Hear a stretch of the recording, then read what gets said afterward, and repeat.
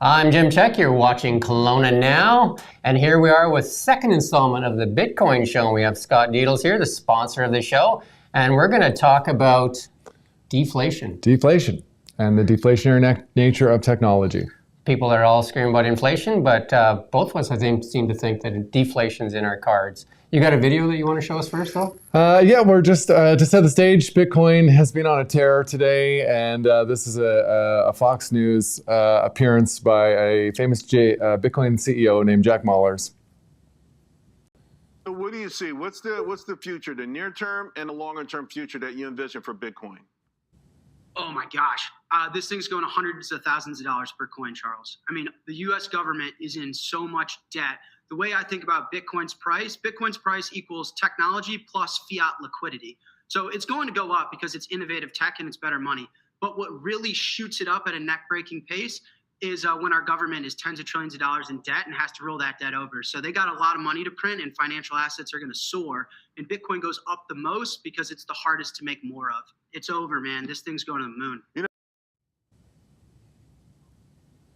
That's a pretty bold statement. It's a pretty bold statement. I do think like our debt, including the American debt, is kind of out of control, right? Like it is.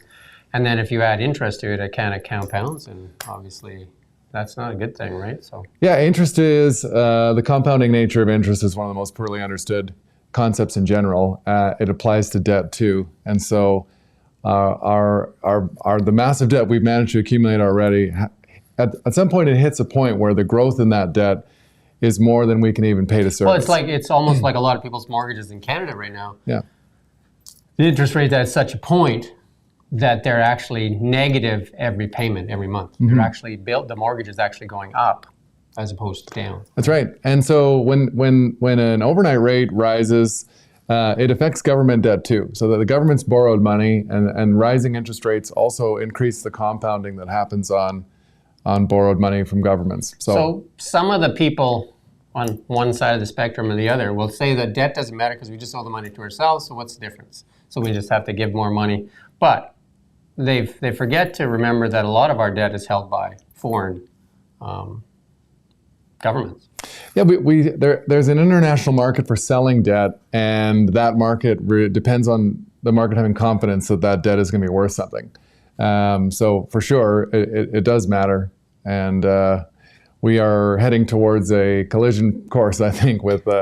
So the title that you picked today was deflation. Yeah. And how do you see deflation playing out? Like, what's your kind of like your perspective on it? So there's a book that I was first exposed to this idea in Bitcoin by a book that was written by a Canadian named Jeff Booth called The Price of Tomorrow. And The Price of Tomorrow, the subtitle is Why Deflation is the Key to an Abundant Future. I read this book in the spring of 2020 when I was really just trying to wrap my head around what was going to be the result of the government of Canada's printing all of the money that they did in 2020. And the first thing I became curious about was, they were paying everyone to keep their business closed and to have their employees stay home. And what it was in the short term was just a creation of an unprecedented amount of money. So I was looking to learn about inflation, and I stumbled on this book by accident. And the short synopsis of what Price of Tomorrow is all about is that the natural state of the market is deflation. So technology, the reason we adopt new technologies is because they represent typically an improvement on the way things have been done before. So things should, over time, get cheaper and faster to produce, which should flow down to the base layer of the economy. It means everybody should be working less and having more. Economies of scale, for sure. I mean, the simple thing is like if one person's has one chicken and is raising eggs and you only have the one egg to sell, obviously that egg will be pretty expensive because more people want it than you can deliver. But if all of a sudden you have a 50,000 chicken coop, you have a surplus of eggs, obviously the price of those eggs should come down. And technology, the way a person like Kathy would explain, is technology should be the catalyst for bringing tons of stuff down. We see that with Elon Musk and the cars. Yeah. As he gears up economies of scale and gets to certain levels, he keeps dropping the price, which has caused many of the other automakers to kind of lose their minds because they've always been raising prices year over year over year, where he's actually dropping prices year over year over year, right? Yeah.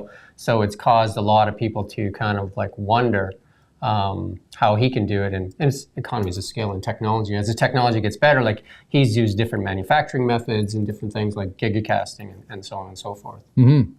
Yeah, so the book goes on to argue that the challenge is sort of an irreconcilable difference between a money system that needs to continually dilute versus the reality of technology should be making things cheaper. So we need things to cost more in the future because we borrow money to pay for them now. And the only reason anybody would ever borrow money to pay for something, like a house is a great example. You're only going to borrow $1 million to buy a house today and pay interest on it for 30 years if you believe that it'll be worth more than $1 million plus what you paid in interest at some point in the future. Yeah, inflation tends to benefit those that hold a lot of assets. That's right. So if you have a lot of real estate or other assets, inflation typically is your friend, not the friend of the people that are buying basic goods and stuff like that. If your money supply doesn't grow, then you're suffering, which is what we see with a lot of Canadians right now. Inflationary costs in gas, food, housing, and their wages or whatever they're earning hasn't gone up that much. So yeah, inflation is a form of taxation where people are taxed through the loss of purchasing power. So as the money supply is expanded, the purchasing power of the unit of a currency, in our case it's the dollar, diminishes over time. And that's just, there's nothing magical about that, even though we get sort of confused around target inflation and this idea that, inflation is some sort of like a necessary component of like an economic lubricant. And that's not necessarily, there's not a lot of, economics is a soft science. So that's a difficult statement. It's not that old either. The Fed is only 100 years old. Yeah, only 100 years old. And these are all theories. And Bernanke had a theory, and all these guys have theories and models that they try to work out. So with that said, we both think deflation is in their future with technology. Where's Bitcoin fall into that? Like where's the fit? So we'll work our way there. It's a big idea to bite off. I want to start just by first talking a little bit about how inflation impacts the real returns on asset prices. So the first one we're looking at here is the last 23 years, just to cherry pick one. This is real estate in Toronto that has compounded at 6.89% since the year 2000. So real estate is a great example of, if you look at CPI, if you're looking at inflation as your number, real estate has been beating inflation. But if we reframe how it's performing compared to the expansion of the money supply, which is the next slide, we can see that real estate in Toronto has essentially kept pace with the growth of the money supply.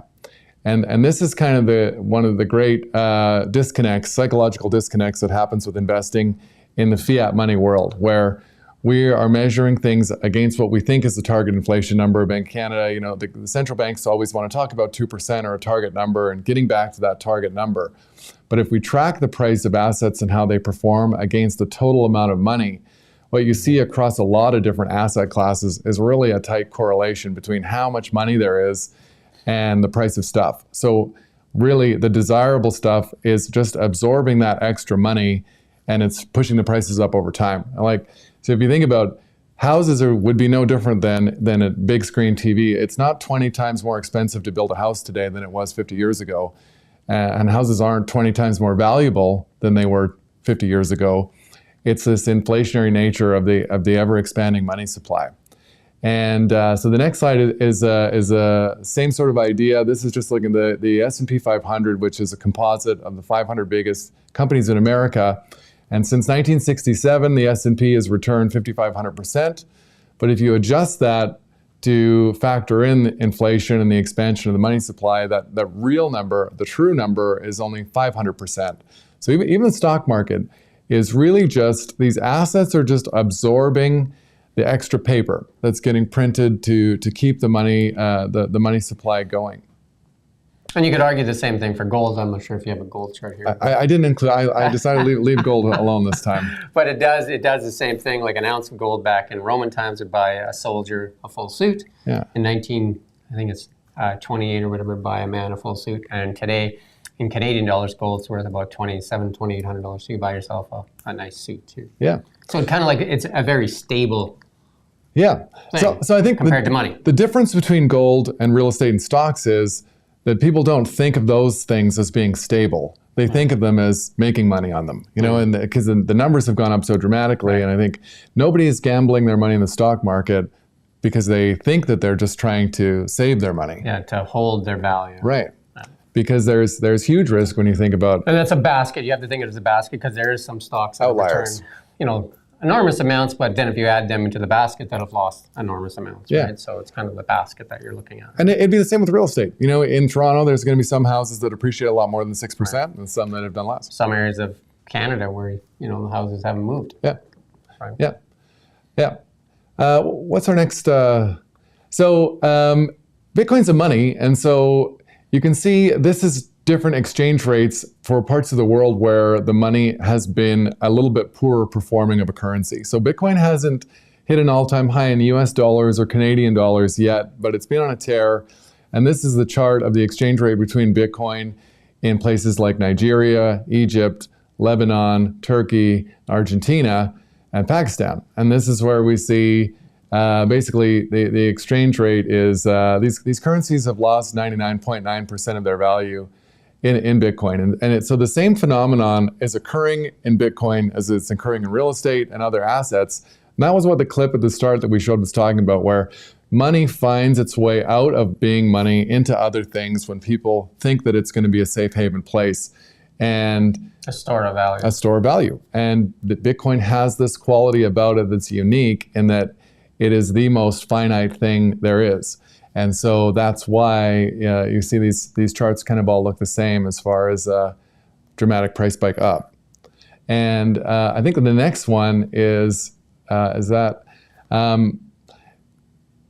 it's been such a good performing asset that it can be hard to keep track of the reality of how well it's done. And so this chart's about a month old, and the Bitcoin price is up over 20% since this chart was made.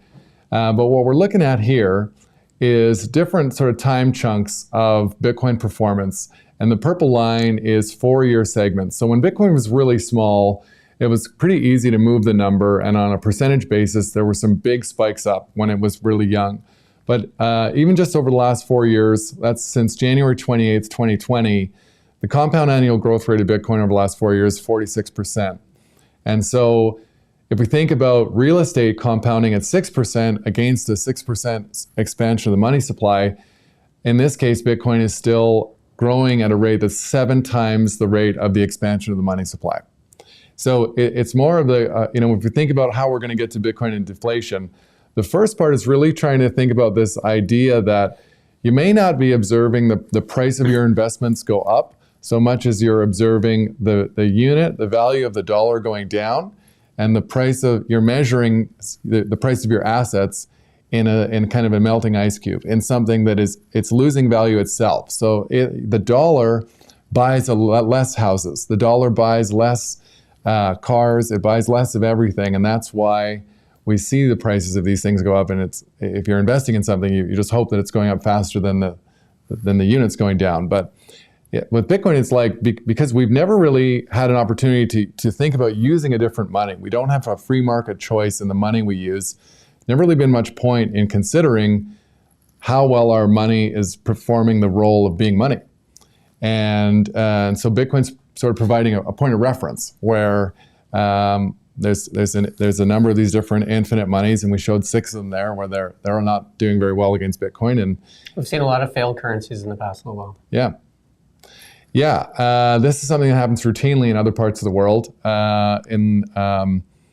In Lebanon, in February of 23, there was a 90% overnight devaluation of the currency. Well, I think there's 69 countries that could change over the last time I looked at it that are close to collapse economies. Mm-hmm. Yeah, and a lot of it has to do with this accumulation of debt. And so maybe if you want to show this next. So the question is, what is the monetary policy of the Bank of Canada or of the Fed? Well, there's a formula there, look. Yeah, and this is part of what makes Bitcoin different than every other currency in the world, is that it is the most transparent form of money in terms of how it works. And I get that formula might be a little bit intimidating or a lot to bite off, but that is something that you could set your watch to as far as how Bitcoin runs. And that formula explains the monetary policy of Bitcoin to 2140, whereas the monetary policy of the Bank of Canada is adjusted on an as-needed basis with stated goals. But how do we get there? Perhaps some political influence. Exactly. And so Bitcoin's built on this idea that the rules don't change, and that allows every participant to be involved in Bitcoin knowing that everybody has access to the same amount of information. They know how it runs. And so you can trust at least in the fact that you know how it's going to be functioning. So this just shows max halvings is 32 halvings. So this is Bitcoin runs on a 4-year cycle, where every 4 years, the new amount of Bitcoin that get mined roughly every 10 minutes cuts in half. So there's an exponential reduction over time of the new amount of Bitcoin that get released into the wild. And that started from the very first block that was mined in 2009. And there will be, in total, 210,000 blocks. And that block reward is that term of how many Bitcoin get released roughly every 10 minutes. So that's it. That's everything you need to know about how the Bitcoin, the monetary policy of the Bitcoin network. Interesting. Mm-hmm. That formula is confusing, I bet you, to most people. Absolutely. Do you know what I mean? But this is the thing where at least there's a formula. Yeah, like if you had sure. to say, what is the monetary policy of the Bank of Canada? It depends on who's in power, probably. Yeah. Right. And it depends on the needs. And this is exactly what happened in 2020, where an emergency situation happened and the rules went out the window and they created a bunch of money, and now all of a sudden it doesn't happen the next day. This inflation, bubbles up. It's got a lag, for sure. Yeah. And so the first step, I think, before anything about what deflation happens is the expansion of the money supply is going to work itself through. I'm thinking you're saying the deflation for Bitcoin is different than what I'm saying for deflation, though, I think. Because I think deflation is going to come because of abundance. You're saying deflation will come in Bitcoin, or because the money will continue to inflate till... Yeah, so it's that idea of having a currency as a point of reference, and that we can't realize deflation in the market so long as we're using money that inflates, because those two things just can't coexist. So as long as we need to pay for things with debt, that means we need to have more and more money issued constantly, which means that the implied value of money in the future will have to be less and less. And so that one thing makes it impossible for prices to meaningfully come down across everything unless every money system collapses. Because if we were to experience wide-scale deflation, as you know, like if the housing market deflated 60 or 80%. With all that debt out there, that would cause some major pain. Yeah. Major pain, right? Because, we've seen stories. We did a mortgage thing. I don't know if we put it up yet, but where people are underwater in their mortgages. The value of the home is worth less now than the mortgage that's out on it, and they can't afford to pay for it. And they try to give it back to the bank, and the bank is like, "Well, you owe us the difference." Yeah. So I think one of them is $200,000. Yeah. They owe, plus they have to give the house back. Yeah. And they can't walk away. Yeah, it's brutal, and these are this is what happens when you don't have fixed rules around a money system, and this is the argument for why it makes sense to move to a system that doesn't depend on human intervention, gauging the wind of. Right. We do see the chaos in the world. Like you showed a bunch of currencies, and you can use that against gold or other currencies and stuff like that, but we have seen 69, I think, economies, near collapse, and they're, like Venezuela, money run away. Do you know what I mean? Like, there's tons of countries where you can't buy much. Turkey's had runaway inflation. Yeah. Right. I think another sort of misconception around this is the idea that can't happen in Canada. Every fiat paper currency in history eventually has been printed to worthlessness. So this is something that has been going on for centuries, and it always ends the same way, because inevitably when human beings are trusted with a responsibility to print money, the temptation to print money when things get sticky has proved irresistible. It's something that is it's a great political tool to win favor. Yeah. right? And not only that, it's beneficial to governments because if you've piled up all this debt that you've accumulated because you have borrowed this money, spending things you don't have the money for now, you can either sort of default on that debt, or you can just print the value of that debt away. And so while it's painful for people, citizens observe that their money's buying less and less stuff. There is sort of a hidden benefit to governments because it devalues the real crunch of the money that's been borrowed. So what? Do you have any more slides? You keep going. Yeah.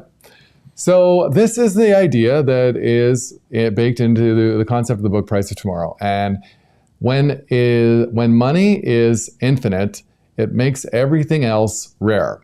And so as there's more and more money made, it's going to find its way into stuff. And that means that infinite money makes other things, the competition for other items, it pushes the price up. So as long as we have infinite money, it's impossible for us to see the price of desirable things go down because we're all trapped into finding different places to store our own money and to keep it safe. And in a Bitcoin economy world, the money is finite. So that then becomes the unit of account is something that never changes, and everybody can calibrate prices of stuff around that. And so it's that transition that enables us to truly realize the deflationary nature of technology by using a money that doesn't need to continuously expand. Wouldn't that lead to, like, some people, I guess you keep dividing the Bitcoins. So. Yeah. So that's why, sort of even $1 would be enough money to run all of Canada on if we could subdivide it into small enough units. So the total amount of money is all that does when they make more money is it just finds its way into other stuff. Well, one of the scarier things as you build wealth for a lot of people is, like, if you're in an economy like, say, Canada or whatever, Venezuela, you had lots of money in Venezuela, and all of a sudden, if you didn't diversify your assets, or you just had a bunch of cash in the bank, you were wiped out with no control of your, like yourself, other than if you didn't diversify into something else. Yeah. And so this is where, this is again what the clip at the start is sort of talking about, why Bitcoin presents an alternative for investors or just for people who are looking really to protect their wealth, is that, if you think about houses or stocks, these things are priced in dollars. And so they are sensitive. There's a risk, there's a currency risk for any of those things if that's your preferred mechanism to protect your money. And we price Bitcoin in dollars too, but it's its own unit of account. So if you were to buy one Bitcoin, the price of that Bitcoin will go up and down in dollars. Well, it's priced in any currency though, right? But it's priced in Bitcoin. So if you buy one Bitcoin, you have one Bitcoin, regardless of what it's worth. Currency is. Yeah. Doesn't matter which currency it's in. Yeah, and so that's what not true of Tesla stock or of a house, because It's true of gold though. It is. But then that's where there's the subtle difference in terms of the total amount of gold is unknown, it's rare. Whereas if you're just considering how much Bitcoin you own. We won't get into the gold. No. Yeah. So the next, if you want to show that video clip, actually, this is a. Do we have the video clip or? The first video. The second clip. No. Okay, that's okay. You can put up that chart again. That's good. Bitcoins are extremely rare, and so there's. This looks like when I defragged my hard drive. Yeah. Remember that? Yeah. 21 million Bitcoin in the world, which roughly works out to 21 Bitcoins for every 8,000 people on the planet. Not very many. And this is another thing, because of that formula and the fixed set of rules, anybody buying Bitcoin can at least know how rare it is compared to how much somebody else might be able to own, which is also sort of not true of apartments or whatever. And again, I don't know if I'm complicating this or not. I do disclose I don't own any Bitcoin, but there's a multitude of other coins showed up, right? Including Ethereum and I don't know, you would know more than me, like Doge or all these other coins. What makes Bitcoin different than all those other coins? If we're kind of going down this logic and saying Bitcoin, is just because it's the most well-adopted market? Or? That's a really great question. And this gets back to that idea that, so fiat money, government money, is the idea that governments are allowed to make money, and they're the only ones. It's a monopoly on who's allowed to say what is money. And crypto is kind of liberated that, and in crypto, anybody can make money. Anybody can create a currency. And Bitcoin is nobody's allowed to create money. So Bitcoin was, the rules were fixed, and it was sort of turned on, and people kind of organically found their way to participating in it. And nobody has the ability to influence the rules of Bitcoin. So the rules of Bitcoin are easy to change, but to actually enact a change in the Bitcoin network, you need to get everyone else to come along with you. And if the rules were to change, that would really compromise the whole premise of the fact that the rules don't Confidence change. would be lost. Exactly. And so how is Bitcoin different than every other cryptocurrency? Is Bitcoin it's in the same way it's different from every other money. Is Bitcoin's the only money in the world that is immune to the irresistible human urge to print money. Right, like Ethereum. So the total supply of Ethereum is flexible. The rules of the monetary network of the Ethereum are flexible, and they'll change depending on the needs, and they're constantly rejigging and re-engineering and trying to optimize this thing. That's why those are their businesses. They're people trying to perfect money, and the most important and vital thing to have in a money system is information that everyone has access to the same amount, and rules that don't change. So in the crypto world, there used to be thousands of coins. Now there's Bitcoin, Ethereum. There's only a few dominant players left, isn't there? No, there's probably lots? There's probably 20,000 still. Oh, really? I have no idea the total. The issue is that this idea that people shouldn't be creating money out of thin air, and it doesn't matter what money you're using, if it's government money or if it's crypto money. That idea is something that people really don't want to believe, and the reason is because people want the power to create money. Of course, right? Immediate wealth you create for yourself. Yeah, and everybody who creates a cryptocurrency, if it's successful, they've made a lot of money for themselves, and this is where people will buy in as the owners or the creators are selling, and you're basically just giving them your money. It's like a stock pump. Yeah. No different than an old mining stock pump. Yeah. Right. Yeah. So this is another thing I think, like, and you can put up that last slide. The innovation, any innovation that's happening in crypto, if it turns out to be technologically valuable over enough time, could end up on Bitcoin. Bitcoin can do lots of stuff theoretically in the future that it's not doing today. The most important thing with Bitcoin is security, reliability, stability. So it's not a move fast and break things environment. Right. Crypto, it is this very unregulated cowboy thing. And that's why you kind of hear these things about even Ethereum. They're trying all these different smart contracts and all the different features that Bitcoin maybe doesn't do today, mistaking what is valuable in money itself. And so the Bitcoin network, that's what we're seeing here, is what's important and what attracts people to Bitcoin beyond the price going up.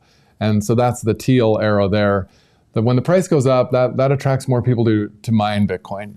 And when there's more miners, the network becomes more secure and attack resistant, which makes it a higher quality asset. And as it's a higher quality asset, that attracts more people as more people understand what it does, and that drives the price higher. So I'm going to check a political comment in here. Pierre Poilievre kind of was talking about Bitcoin when he was running for the leadership of the Conservative Party. And then Bitcoin had a huge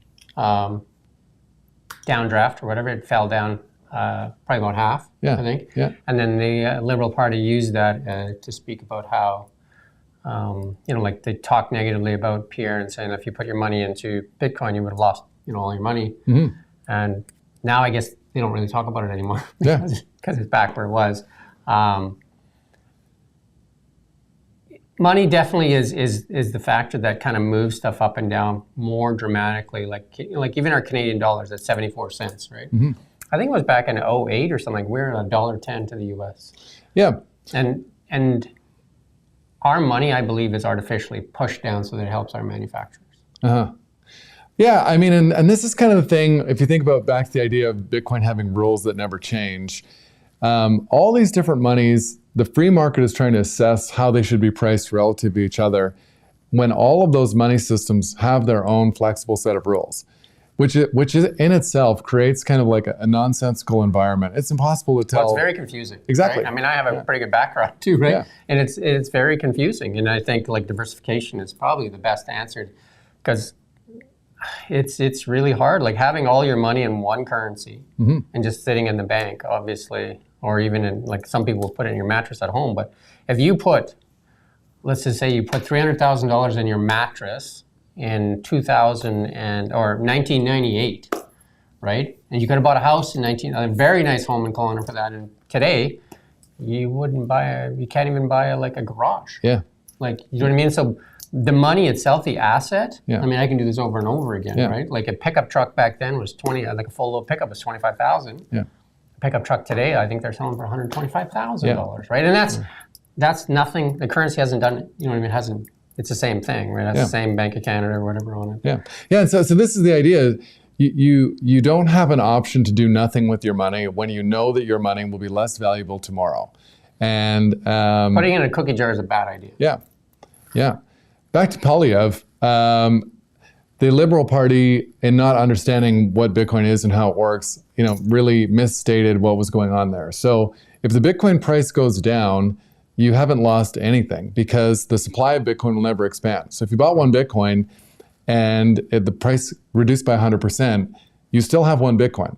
You lose money if you decide to sell it back into dollars. That's what their argument would be, right? Yeah. But even that is a lie, because the unit of account that you'd be selling it back into of itself would have lost value during that time. Like our money is designed to become less valuable. It's a feature of the system. That's you can pull up tons of charts on the internet and you can show that, right? Like in 1928, the US dollar, would buy you lots. Yeah. Like I think it's a 90% drop in value today. Yeah. Right. And that chart goes like that, right? So it's Yeah. So what does Bitcoin have to do with deflation, and how do we get there?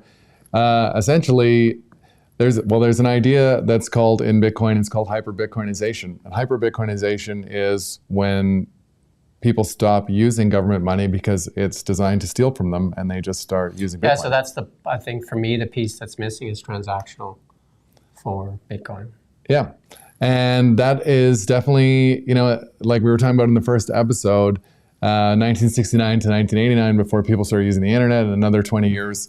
The argument for Bitcoin is that we're in the process of that right now. And so it's not going to be an event, like a one-day thing where all of a sudden we switch. It's a transition. And money is something that, of all of the technologies, you can be more comfortable with money than you do with changing your cell phone. It's just not that, they're orders of magnitude different. And I think like education is like this. Like education is what you need to do, because they're with the ETFs now, that obviously gives credibility to Bitcoin. But then on the other side of that, I think Christine Lagarde came out the other day and says there's no future of Bitcoin. Its value is zero. Yeah, so, which is funny, because the euro itself is one of the worst performing currencies. They have the euro's lost 20. They're obviously biased because their focus is on the euro. Yeah. Right? But everybody's biased in a way. Yeah. Right? You might have a bias, right, towards Bitcoin. I might, but my bias is outperforming their bias. Correct. I mean, that's why I'm saying educating yourself is really what you need to do in this world, right? I would say diversification into different assets, whether that be real estate, Bitcoin, gold. Yeah. Yeah, so I think to that, the idea with Bitcoin is you're diversifying out of a currency that becomes less valuable by design into the only currency that can't expand. And so where people get a little bit tripped up is looking at Bitcoin as an investment like any other investment that's priced in dollars. And this is where it is different, because it is an opportunity to actually diversify yourself in currencies. So do you happen to have, I'm just curious, and we should wrap this up because we should stick around a half an hour on these. Do you happen to have like the population that is now using Bitcoin? Like, is that growing? Are we seeing a factor of growth in adoption by people? Yeah, that's a great question. The Bitcoin network, and I can bring the slide for next time. The Bitcoin, That'd be great. I think we should do that one next yeah, time. okay. Bitcoin network is growing in users faster than the internet did in the late 90s. So in the late 90s, the internet went from, I don't remember what the starting point was, but it hit 1 billion users, I think by 2004. Billion users in a network is sort of a threshold number. If you hit 1 billion users, you're going to get to half of the planet in a short order of time. Right. And the Bitcoin network is on track to hit 1 billion users based on the user growth. I think somewhere between That's like Wright's Law kind of thing, yeah, right? 2025, 2026, something like that. I think the network right now is around 200 million addresses. That's not users, Right. But 200 million plus addresses. Because we've seen that with, well, we see Facebook is valued at because of their network. With Uber has this huge network that actually are paying customers, and I'm a big fan of Uber as well. Yeah, networks themselves are value. Yeah. Well, their brand too, right? Yeah. Like, I mean, it has some brand time. But like, is there anything else you want to cover today, or? No, that could be a good place to wrap. Next time. That would be great when we talk about the users that are people using and how that market's growing, and then show the adoption rate and stuff like that. Yeah, you got it. Awesome. You've been watching Kelowna Now.